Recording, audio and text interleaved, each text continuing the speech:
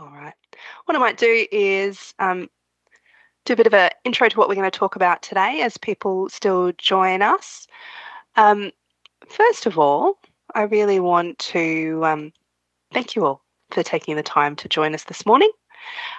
We really appreciate the time that you're sharing with us in your very busy days for what we think is an important conversation about the next stage of our waste to energy framework in Victoria. So this is a consultation session to talk about the second stage of regulations for waste to energy in Victoria.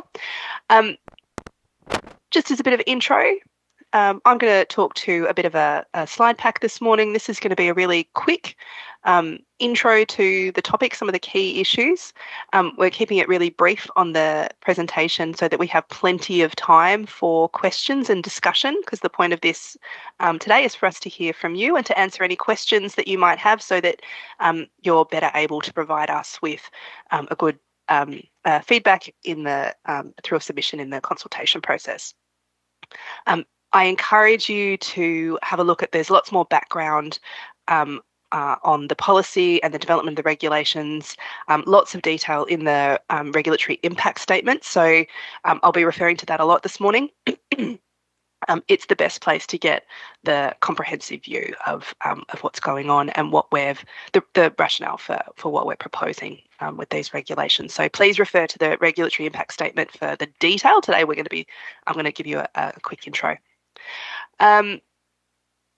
Before we get started, I just want to acknowledge that we are coming together on country. I'm on Wurundjeri country, and I pay my respects to the Wurundjeri Woi-wurrung folks and elders past and present, and I extend those respects to the traditional owners of the lands that you are on today as well.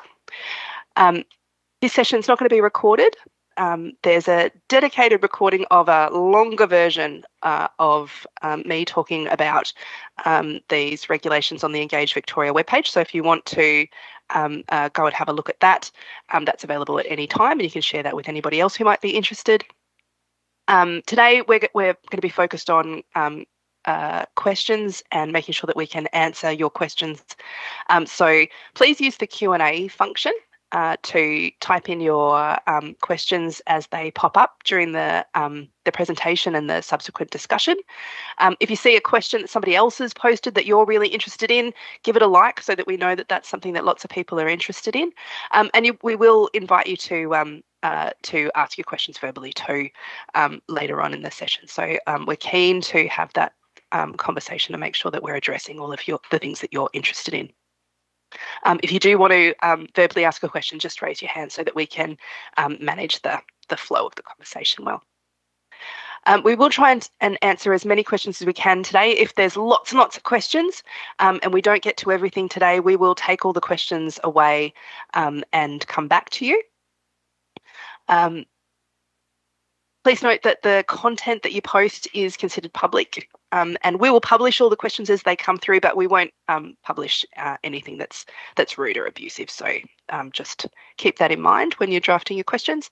And on that note, I might get into it. So we're here today because we are seeking your views on proposed regulations and a regulatory impact statement about the CAP licensing process for operators of new or expanded thermal waste to energy facilities under Victoria's Waste to Energy scheme. So these regulations include the CAP limit, the CAP licensing process, and the associated fees for those licenses. So today I'm going to talk about the key components of the regulations.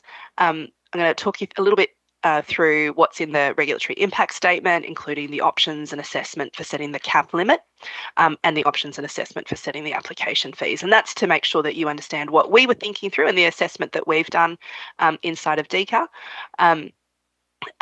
to help inform these regulations.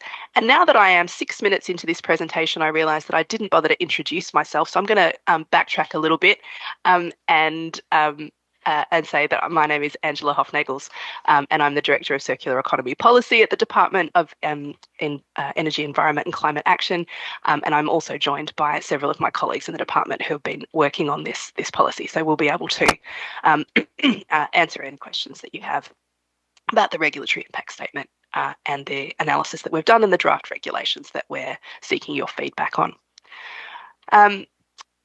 So on that note, let's move on to what's in the proposed regulations. So noting that the regulations that we're consulting on at the moment are the second stage. So there is already the Circular Economy Act provides for the waste to energy scheme. So that was passed in 2021.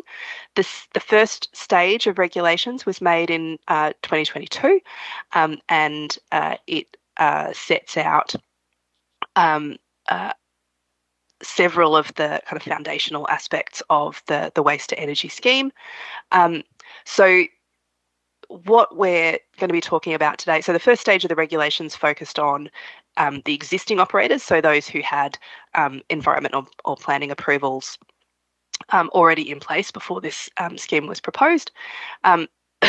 Those regulations set out the definitions that cut across the scheme, including types of facilities and the processes that are captured by this scheme, the types of waste that can be processed and how they're classified, and what wastes require a license to process. So all of that is already regulated. So we're not consulting on that today. That's already in place.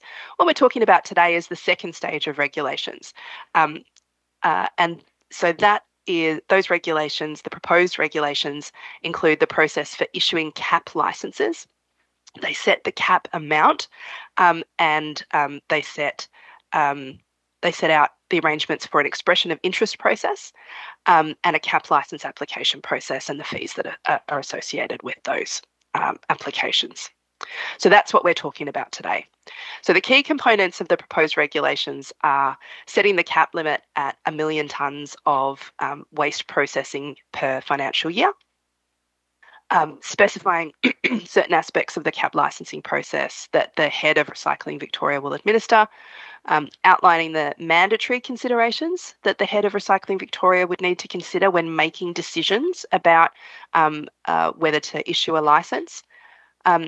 It sets out or it identifies a critical waste infrastructure project that the head of Recycling Victoria would need to consider when making licensing decisions.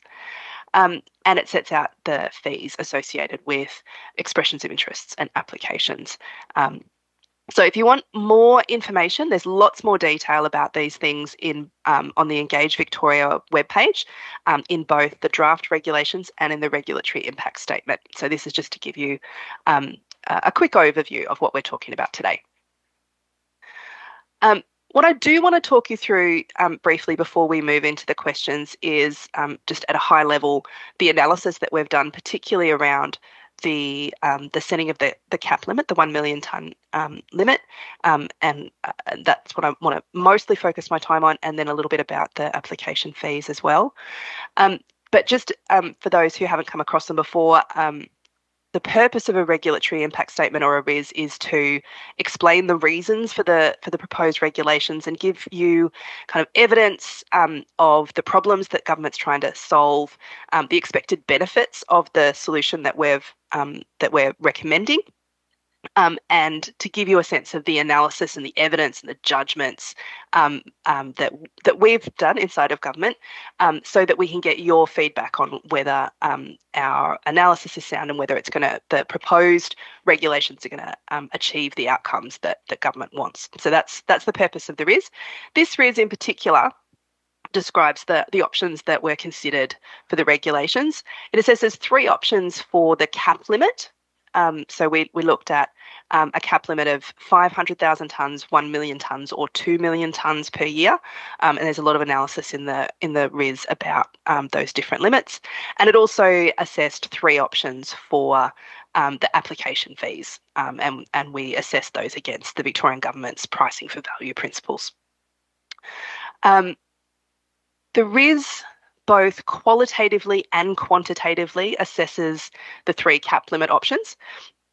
excuse me, and it does that against 5 criteria that the Victorian government considers to be important in this space, and that allows us to provide a comparative analysis of how each option delivers against those objectives, the objectives of the scheme and Victoria's circular economy objectives. So those key criteria are about increasing the value, excuse me, of waste by moving it up the waste hierarchy, avoiding the use of virgin materials because of increased materials recovery, the avoided use of landfill, reducing greenhouse gas emissions, and promoting the innovation and growth in recovery and recycling. So it's all about the purpose of this scheme is largely about promoting the transition to a more circular economy. And the regulation impact statement kind of very clearly talks about how we think that interacts with the waste to energy scheme.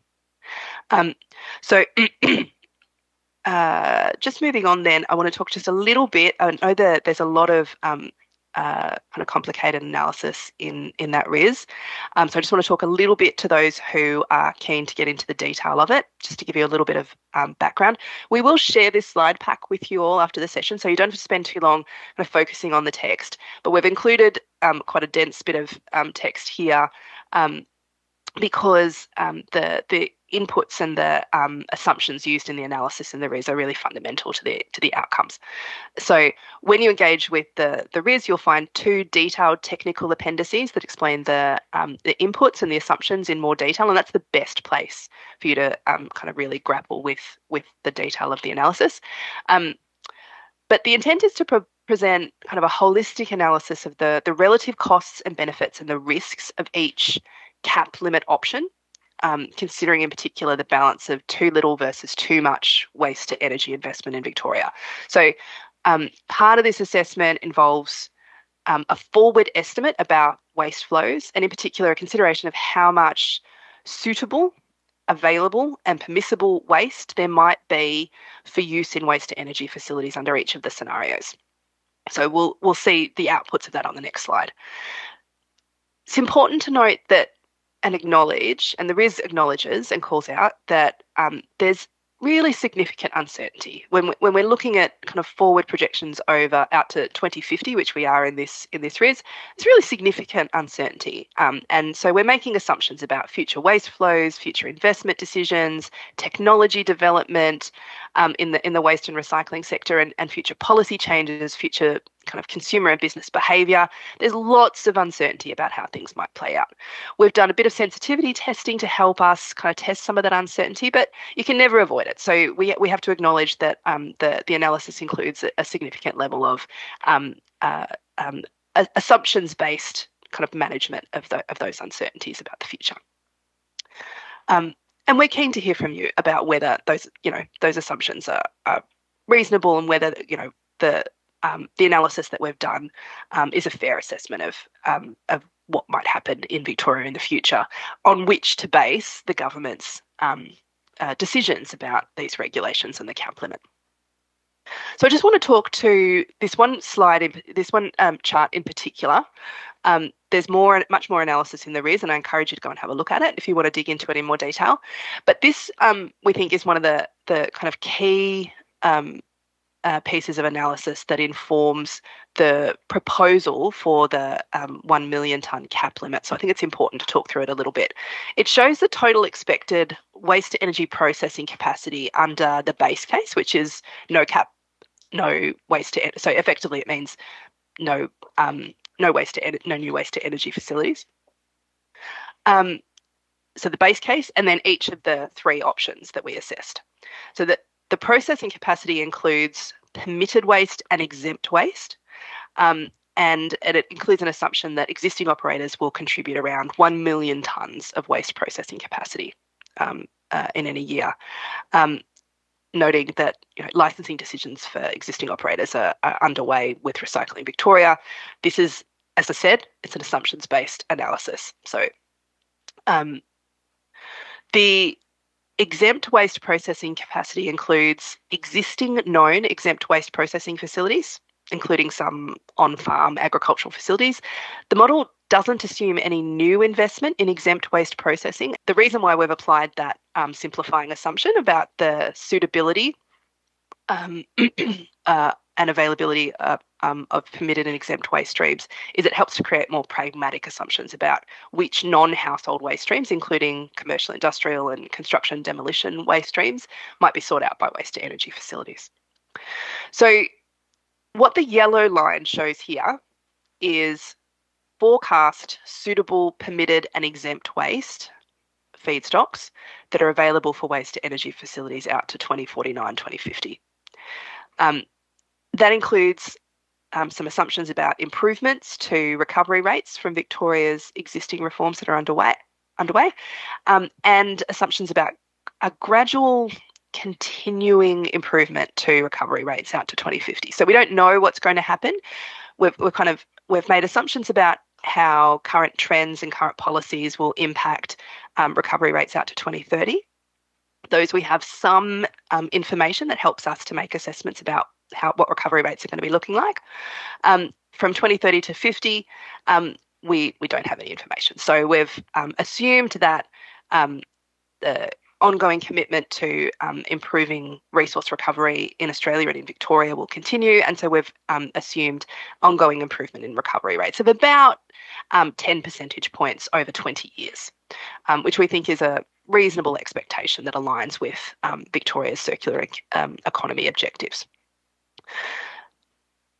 All of those assumptions that I've just kind of worked through lead to an analysis that demonstrates with this yellow line an estimate of how much suitable waste could be considered permitted or exempt under the definitions in the scheme.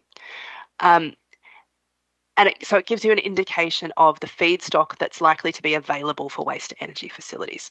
So what we see in this chart is that yellow feedstock line is greater than the processing capacity lines under options 1 and 2, but not under option 3. So what that means is that with reasonable assumptions about improvements to recovery rates and the other assumptions that I've been talking about, option 3 could easily result in more processing capacity for waste to energy than we have feedstocks for. And I know that's counterintuitive and not necessarily what industry was expecting, so I'm keen to have that conversation. But certainly our analysis shows that it is a feasible outcome that a cap higher than 1 million tonnes a year could lead to a shortfall in feedstock availability for waste to energy facilities. In practice, what that could result in is either a locking in of waste to energy facilities and a loss of commercial opportunity or future incentive for investment in recycling capacity or technology development and innovation. And so in the model and in the RIS, that's shown as avoided recycling or lost opportunity for future recycling.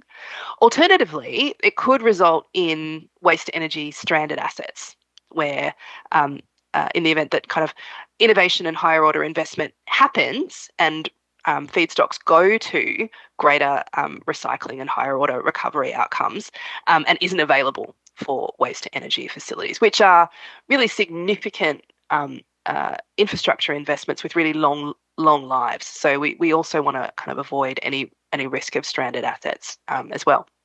So this particular outcome of the model is a key reason why that option 2, the 1 million tonne cap, performed best in the RIS analysis. And option 2 ensures kind of on our analysis, ensures the maximum value of materials is maintained by not compromising future innovation and recycling outcomes, and also promoting waste to energy to reduce the use of landfill and extraction of virgin materials. So it's the kind of the happy midpoint is where we've kind of landed in our analysis. The other thing that the RIS looks at is options for the fees for waste to energy cap license expressions of interest and applications. So it's a two-stage process.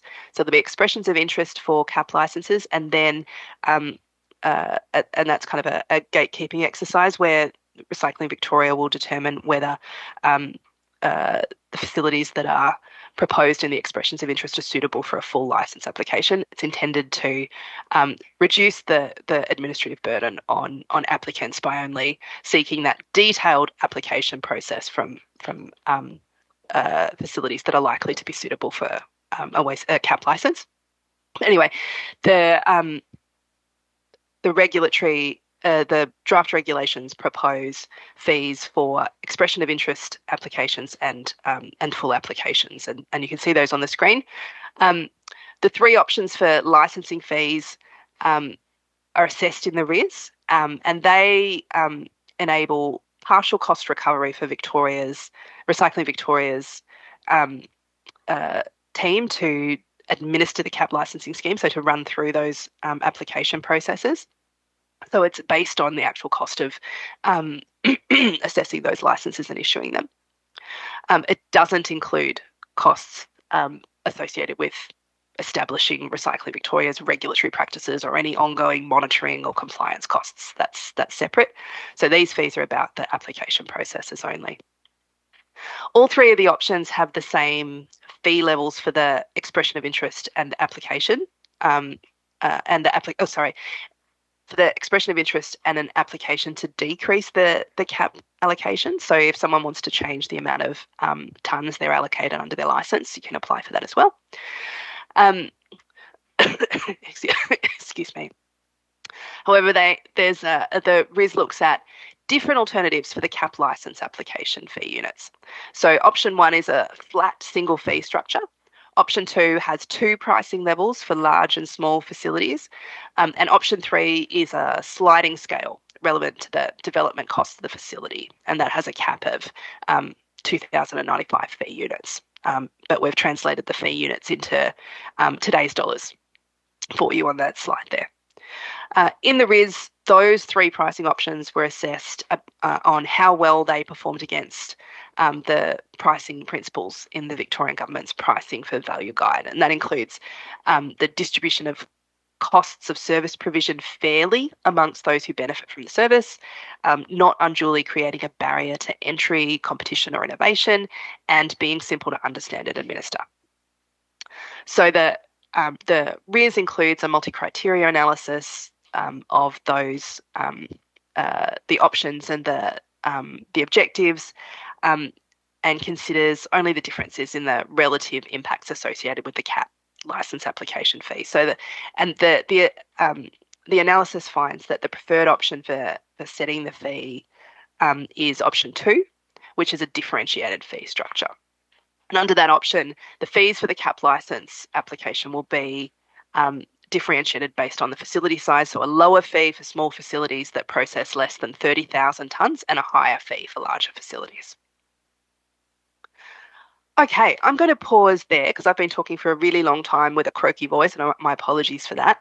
We're going to go to questions, and hopefully my voice will hold out, and I'm going to ask David and the team to jump in where they might need to. And I think, David, you've been watching. I'm going to take this slide pack down so that we can see each other. And David, I think you've been looking for questions in the Q&A. Is that right? Yes, there's some coming through. Thanks, Angela. I do note that Vicky's been waiting patiently with their hand up for quite a while. So perhaps, Vicky Barrett, if you wanted to turn your mic off mute and ask your question, feel free to. My question is that I'm unable to put anything into the Q&A or the chat. It's saying I'm disabled. So I have a number of questions that I wanted to put in, but being able to do it would have been useful. It's saying it's not collecting it, and the chat is saying it's disabled. So I don't know whether that's every participant. If you're getting questions in, then it's obviously not everyone. I want to ask a question in relation to environmental impact statements. Why is Victoria the only state that doesn't require thermal waste to energy incinerators to go through an EES process? So, Vicky, they can go through an EES. Oh, I've got a little bit of feedback. I might need you to turn your mic off. Thanks, Vicky. There can be an EES statement in Victoria as part of the process, but it's subject to ministerial discretion. I don't know whether David or Juliet, you wanted to add any more to that? Yeah, that's right. There is a referral process that can happen through the planning's permissions process, and there is some more information about that available on the Department of Transport and Planning's website about how the referral for when an NES may be required. So we can share a link to where that's available as well. Yeah. The other thing that I would note is that the environmental impacts of waste to energy facilities are assessed by the Environment Protection Authority. And so when the EPA issues a development licence and an operating licence for waste to energy facilities, they do very carefully consider the environmental impacts of the facilities that are applying to them. So it's not that, so I wouldn't want to give you the impression that environmental impacts are not considered in Victoria. They are considered very carefully by the EPA.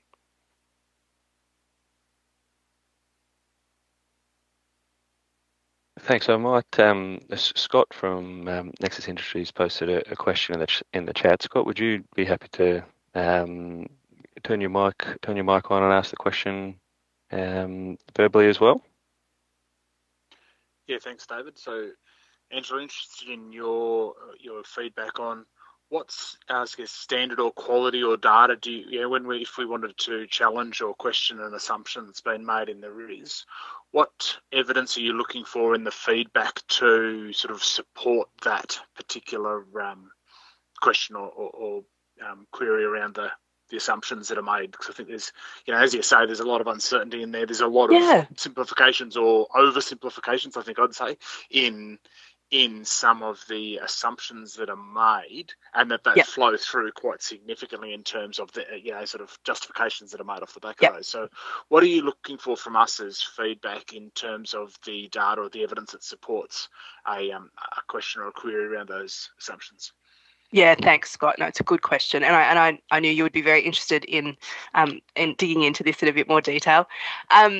Look, we're interested in using the best available data, and our technical appendices kind of provide detail on the data that we've relied on.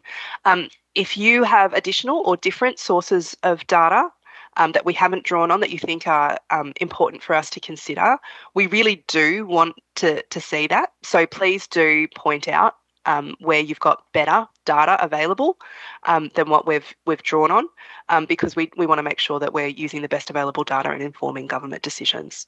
Does that help?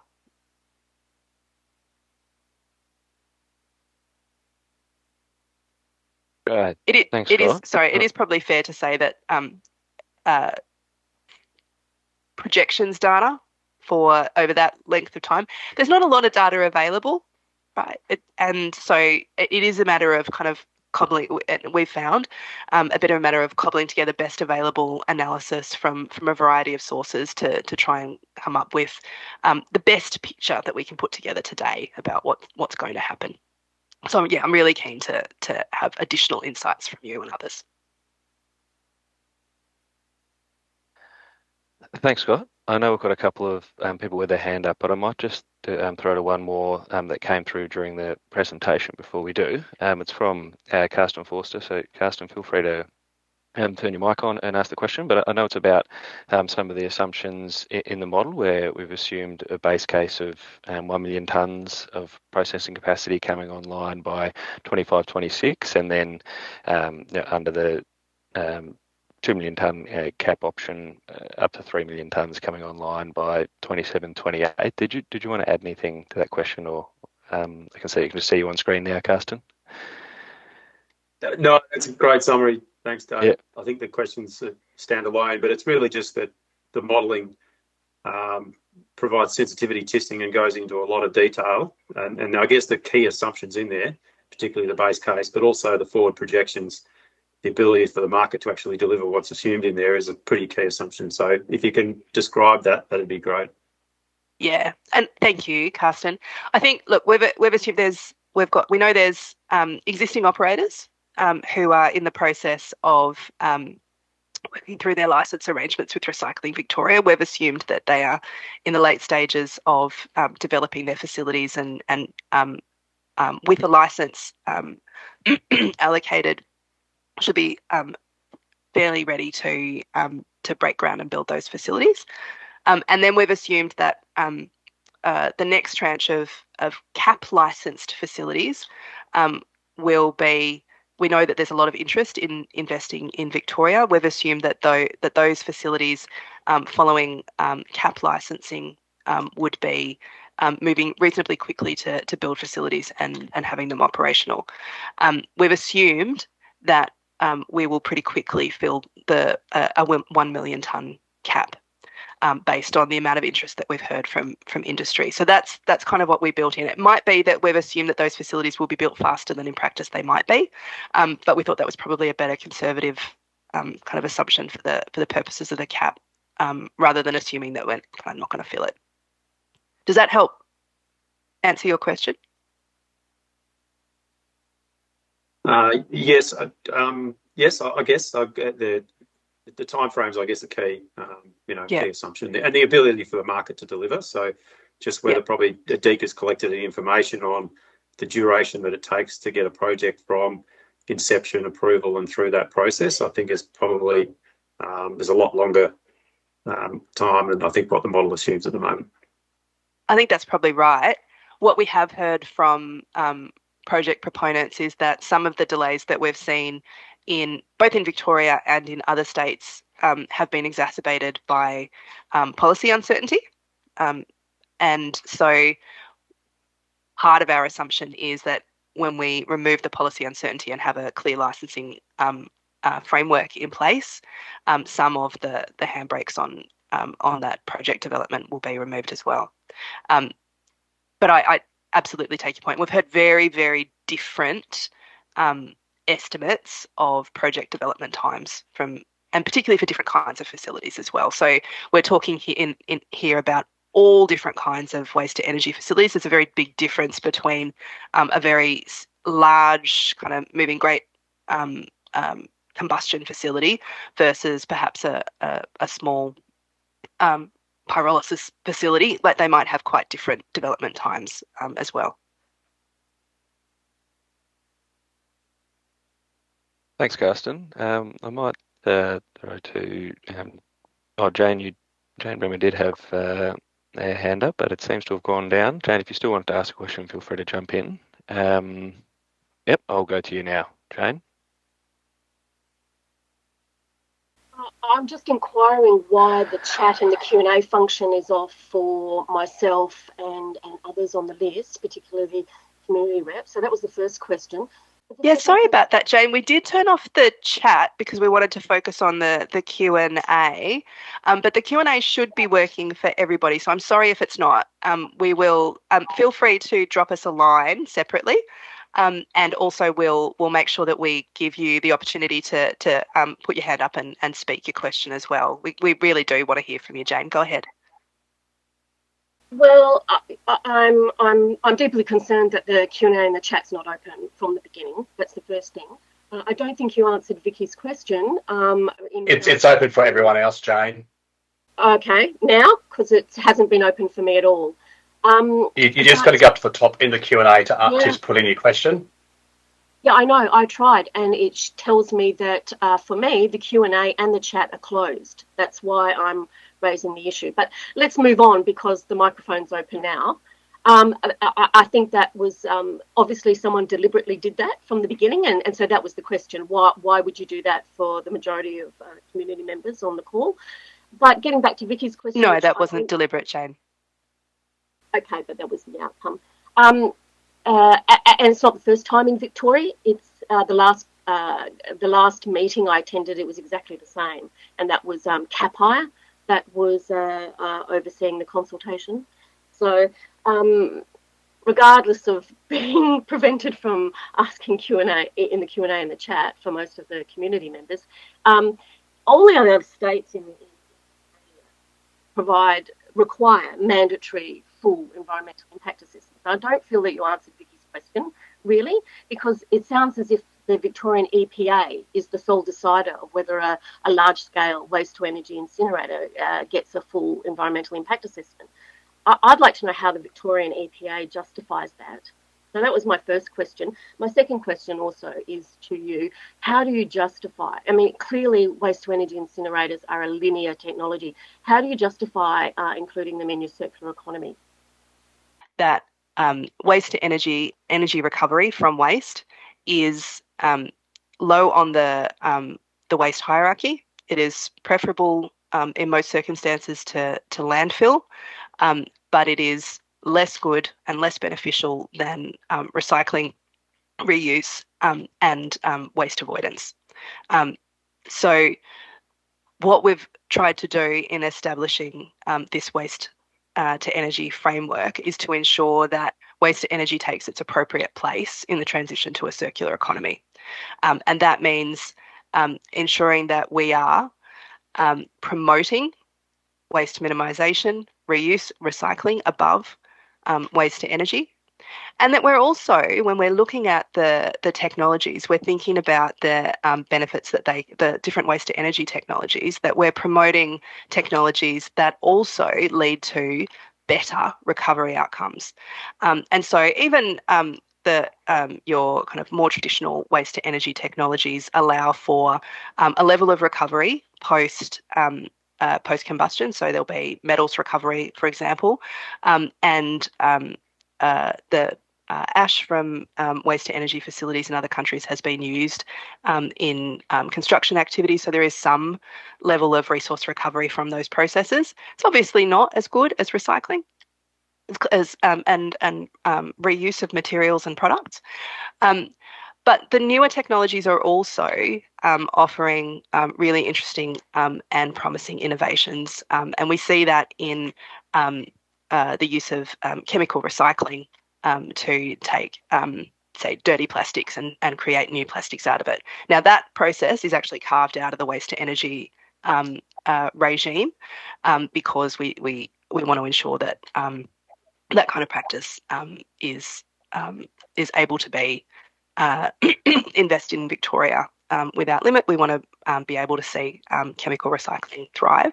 But there are other kinds of materials and resources coming out of particularly newer waste to energy technologies that I think are quite promising in terms of high value resources coming out of thermal treatment. So I think that the top level story is we want to make sure that waste to energy takes its appropriate place in Victoria in the waste hierarchy in our transition to a circular economy. But the nuance that I would want to emphasise, I think, is that it's a broad range of technologies, including a lot of innovation, and we are seeing more recovery and more high value outputs from thermal waste to energy than we might have seen previously. Does that answer your question, Jane? No, it doesn't really, Angela. But can I just ask, do you acknowledge that Europe doesn't consider waste incineration as a circular economy? Do you acknowledge the World Trade Organization doesn't acknowledge incineration as a circular economy technology? I mean, what's going on in Victoria? Do you not acknowledge that this industry comes with serious inherent climate and pollution impacts, and it is a finite technology that other governments that have far more experience in operating, regulating, have longer histories with this industry. So Europe doesn't regard incineration as part of the circular economy. Neither does the World Trade Organization, a whole range of other high-profile bodies. Why isn't the Victoria EPA acknowledging that? So I think that I'm less worried about. I think that the point that I would make is that we, on the basis of our analysis, and I'd refer you back to the RIS for the detail of the analysis, there are environmental and circular economy benefits of including waste to energy in our transition to a circular economy. That's the analysis that we've done. We're really keen to hear from you and others, Jane, about the reasons why you think that might not be the case. We do want to... well, I'm going by what the European Commission has stated. Sure. That incineration undermines a circular economy. exactly because it undermines better resource recovery and recycling. So many analyses by countries and authorities that have a long history of working with the waste incineration industry. So that's why they've removed subsidies and funding for the industry in Europe, exactly for that reason. So can you see how confusing it is for the Australian community to see that the Victorian government includes waste to energy incineration in their circular economy policy and justifies it? That doesn't add up. Okay, thanks, Jane. I think we did make that point in the regulatory impact statement too. I'm going to move on to another questioner. And Vicky, I note that you want to make a point too. If you could just pop your hand up, that'd be great. I think David, who's next in line? Yeah, we've got a few questions coming through in the chat, but I just wanted to give Michael Strickland an opportunity first, and then I'll go through a few that are coming through in the chat. Great, thanks. I was a bit surprised to see the fee for reducing the cap. I think really it should be encouraged if someone's sitting on the fence, if someone has got a cap allocation and then are not sure if they want to use it, I think they should be encouraged to hand it back rather than have to pay to reduce the cap, because then it would free up the cap for other proponents to either expand their existing facilities or to bring in a new viable facility. And so I think, I don't think we should be encouraging, I don't think we should be discouraging people for reducing their caps. That's a really useful point, Michael. Thank you so much for raising that. We will add that into our thinking as we revise our approach, and because it does go to the objectives that we're trying to achieve with those fee settings. So thank you. That's really helpful. And also, I'd encourage everyone on this call to make all of these excellent points that you're making informal submissions to us. We are taking notes today, so we are taking note of everything that you're saying. But we would encourage you to also pop your thoughts in writing to us so that we can collate them all together. Thanks, David, Angela. who's next? Yeah, so there's one that's come through anonymous, but I'll just quickly summarise. It's quite a long question, but it's just a question in regards to what does this mean in terms of timing for implementation? So when will the EOI process commence? Will there be assessment criteria and how that will work? If an existing facility wants to expand, will it need to compete for the cap? So if you could just cover off those few quickly. Yeah, thanks, David. Partly the timing depends on how extensive the feedback is and whether we need to make any changes to the regulations before they're made by government. So the regulation impact statement includes a bit of a timetable that, if all going well, that's how the regulation making and the licensing process will play out. I think at this stage, all going well, Recycling Victoria is expecting to talk to project proponents about expressions of interest in Q3 of 2024. I think that's right, isn't that, David? That's right. There's one from Mark Bidolph. Mark, if you don't mind, I might just read your question out so we can keep going through them. But just a question, the cap seems to expire in 2040. What happens after that? No, the cap doesn't expire in 2040. The cap will continue in place unless and until it's adjusted by government. A question from Damien. Damien, did you want to turn your mic on and ask your question? Yeah, thanks, David. Thanks, Angela and team, for this. I was just curious about the analysis that's been done and the projections. Do they include the sort of waste energy plants we're hearing about, such as WtE and others around around Melbourne, around the state, or is this in addition to those that are publicly discussed? I assume they were discussed with EPA pre-2021.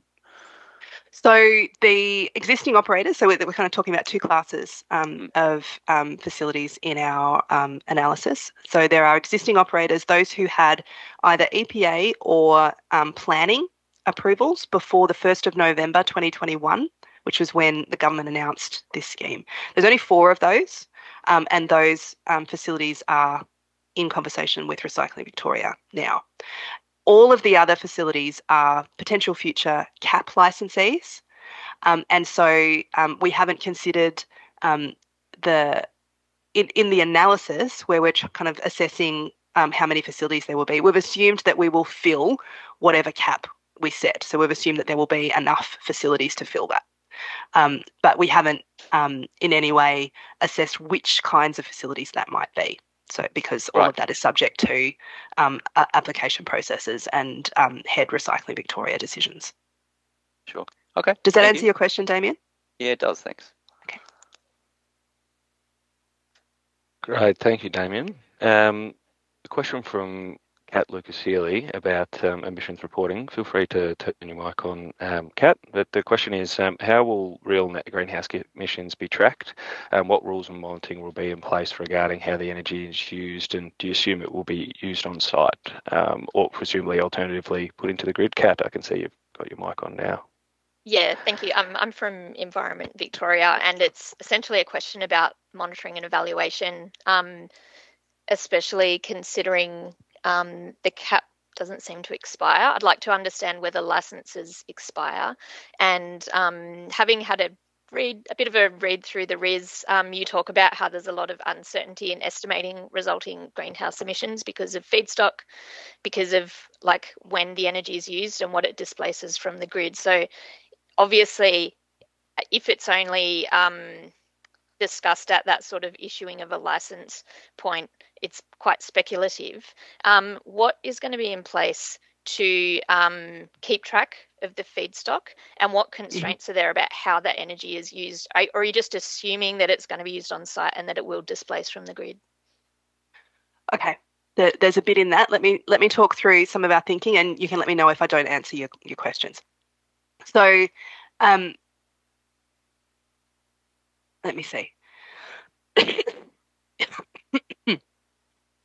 When we're talking about emissions, there is a lot, as you've noted, there's a lot of uncertainty around how the relative emissions impact of waste to energy facilities will change over time, and that's because of changes to the emissions intensity of the grid, the emissions from that particular facility, and the emissions from the landfill that might otherwise take that waste, or the emissions from the any recycling that might be done with those materials. So we've kind of had to make assumptions about for particular materials type, what might happen to them and what the relative emissions impacts of those different fates might be. So the point that I would make about, and also the other point to note is that obviously different materials have very, very different emissions profiles in different fates as well. So it's a complicated picture. Acknowledging that things will change over time and we can't predict that, we've made simplifying assumptions in the RIS, as you know. And now, so having got through that, I can't remember exactly what the question was. Sorry, I was just finding my cursor there. So the question is about what monitoring and evaluation constraints around how the energy is used will be in place. So I understand that you're talking about license, your challenge in preparing a RIS is to talk about all of Victoria, but what's going to be monitored, evaluated, and sort of controlled at the unit of the facility? Yeah. So there will be ongoing monitoring by, there's going to be ongoing monitoring by Environment Protection Authority to make sure that the environmental impacts are managed over the life of the facility. It's important to note that these are long-lived facilities. The waste to energy cap license is expected to be issued for the anticipated life of the facility, because the intention is not to enable the construction of a facility and then halfway through its life ask it to cease operation. That's that would be a significant issue for the government to do that. But Recycling Victoria will monitor the operation of those facilities so that they can comply with their licence conditions, which will include the amount of feedstocks that they're running through their facility, and their compliance with the rules around the kinds of materials that may be used in waste to energy facilities in Victoria. And so that captures that split between what's permitted and what's banned. And that includes that ongoing assessment about, is that material recyclable? If a material is readily recyclable, then it's got to be banned from use in waste to energy facilities in Victoria. So that's kind of the ongoing monitoring under the waste to energy scheme. EPA will be monitoring environmental impacts separately, and I'm not the best person to advise you on how they're monitoring the environmental impacts under the Environment Protection Act over time. Yeah. Does that answer your question? It helps me to prepare my submission. It Great. Sounds like there's a bit of hoping for the best and not really knowing what the greenhouse impact of these facilities will be. Thank you. Thanks, Kat. And look, I think the overarching comment that I would make about that, because I share your concerns about the environmental impacts of these facilities, but our analysis overall found that broadly, the emissions impacts of waste to energy facilities are positive, and our analysis showed that a higher cap would actually be emissions positive over time. Yeah, thanks, Angela. Sorry.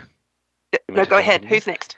Yeah, we're just, I know we're running short on time. Oh, so dear, there's a couple in time. the chat that I wanted to get to quickly. One quickly from Aziza, and then I want to give Gail Sloan an opportunity. But Sure. from Aziza, just a question about whether advanced recycling facilities would be part of the cap. And there's a specific example noted about a pyrolysis process that converts soft plastics back into oil to make new plastics. And Hi, Aziza. Important question. So the Circular Economy Act excludes advanced recycling, chemical recycling from this scheme. So if you are taking plastics and you're using them through a pyrolysis or other process to take them back into oil, and then using that oil to create new plastics, that's the critical step. That process from start to finish is excluded from this cap. If, however, you're taking those plastics and turning them into oil and using the oil as fuel, that is not excluded. That would require a cap license. Cheers. Gail Sloan, if you're still online, I know you had a question just in terms of timing. Did you want to ask that question verbally, Gail? Yeah, thank you. Sorry, Angela, I'm also someone who hasn't read the RIS yet, still on leave. But just the detail, I guess I'm particularly looking for the detail of the EOI. You mentioned it's in Q3. Does that mean the detail of the cap allocation, the interaction with the existing, all that detail still to come? So no, so we will have, so what I'm saying is we expect to have the regulations made as soon as we can after this consultation, and then we'll hand over to Recycling Victoria to commence their EOI process, and I expect that they will be talking to potential applicants about the EOI process and kicking that off in Q3. Can I then just give the type of detail I'm looking for is, for example, how much you'd be allocated? Is it what you want? Is it what you need? How long do you get to hold on to it? What are the milestones you need to meet? Because, we've got 1 million tonnes in a competitive environment. Somebody could apply and take it all, as that other question said, and stop anyone else investing. When is all that detail and how these interactions are going to be known? The detail of what's going to be in each licence, do you mean? Yeah, well, what the rules of engagement are. If I'm applying for a cap, what can I apply for? How long do I get to hold on to it? How many years? What milestones do I need to meet in order to get to hold on to it so I don't stop my competitors applying? All that sort of detail. When will we see that? Okay. let me make sure that we come back to you with a full answer. So I've got the team to, because I know we're running over time. The details of exactly what the Head Recycling Victoria issues for each licence will be determined following each application. But my expectation is that a facility would be granted sufficient tonnes to operate to its operating capacity for its expected life, right? My expectation is not that we would be issuing licenses that are insufficient for a facility to operate. But what if someone goes in big then, just on that example, someone goes in for 600 tonnes, but they've only got planning for 300,000, so they actually freeze the gap, right? This is the big challenge that we have with this approach, I guess. Yeah, they would have to demonstrate to Recycling Victoria that they're going to be using those tonnes. Because if they're not using those tonnes, they'll be reissued to somebody else. And how long do you get to hold on? Because Carson at the beginning talked about the complexity and length in these projects. So, and it's they're very difficult and they're very commercially expensive, right? Yes. So, I guess it's trying to get clarity around the milestones and what you need to see for the EOI process, how far you've got to have practical completion. These are the commercial risks for us. The planning process is expensive. That sort of detail, I think I would assume, is what industry is desperately keen to understand. Yeah, look, and some of that will come from Recycling Victoria. So let me have a chat to my colleagues at Recycling Victoria and see what and my colleagues in my own team and see how far we can get down the path for you, Gail, in terms of clarity around those things, and be clear about what we won't know until the application process starts. That's appreciated. Thank you. No worries.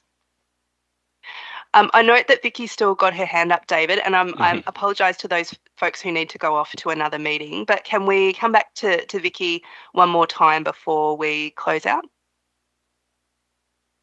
Thanks, Angela. My concern is that you're leaving the community behind. They are extremely concerned. They have seen what has happened in Europe, and incinerators have been closed down, subsidies have been taken away. In France, they've had to tell people living in 410 municipalities, if you've got backyard chickens, you can't eat the eggs because they're contaminated with unsafe levels of PFAS. So the waste incineration part of this waste energy framework is scaring the community. There is no social license. What is the government going to do as far as addressing these concerns, which are very valid? We are worried about the environment and the public health impacts. There doesn't seem to be buffer zones. Some of these facilities are huge, 400,000 tonnes, the one in Lara. The Geelong City Council said they're not going to use it. Why should they be dumped in the low socioeconomic groups and they suffer the health impacts when they already have significant disadvantage? There is an inequity in all this, and the industry needs to be well aware the community is not happy. Thank you, Vicky. I really appreciate your views there. I will note that many of the issues that you're raising go more specifically to the Environment Protection Act and the role of the EPA than they do to this CAP scheme. But I'm really keen we will take your views as you've expressed them on board in this process, and I'm keen to hear any further submission that you want to make. I'd certainly like to see more energy put into solving the soft plastic packaging issues, seeing what's happening in California and in Canada. Other countries are getting on with doing proper regulation, which will then encourage investment. We have got a disposal mentality in this state, which is very unfortunate. Thanks, Vicky. Do we have, David, is there any other questions that we need to get to? I'm conscious that we're about 6 minutes over. Yeah, look, there are a few more in the chat that we haven't got to, but I think we would be able to follow up and respond to those afterwards. I know there's one from Michael and Anthony and Miles. So if there's a level of comfort there, I think we can commit to following up on those shortly after the session. Yep, and we will, and we'll do a roundup of questions that we hear in both of the sessions too, and try and put some answers up on the EngageFig site after we've finished both consultation sessions. Thank you everybody very much for your time today. We really do appreciate the information that you're sharing with us and your views. We do really, really care about it. And we will take it on board, and we will come back to you as we work through the process. We're hoping to so the consultation closes at the end of week after next. Feb. 2nd of Feb, thank you. I should have that at the top of my mind. And we will be working quickly after that to provide advice to government about any necessary amendments to the draft regulations, and then putting those to government for decision.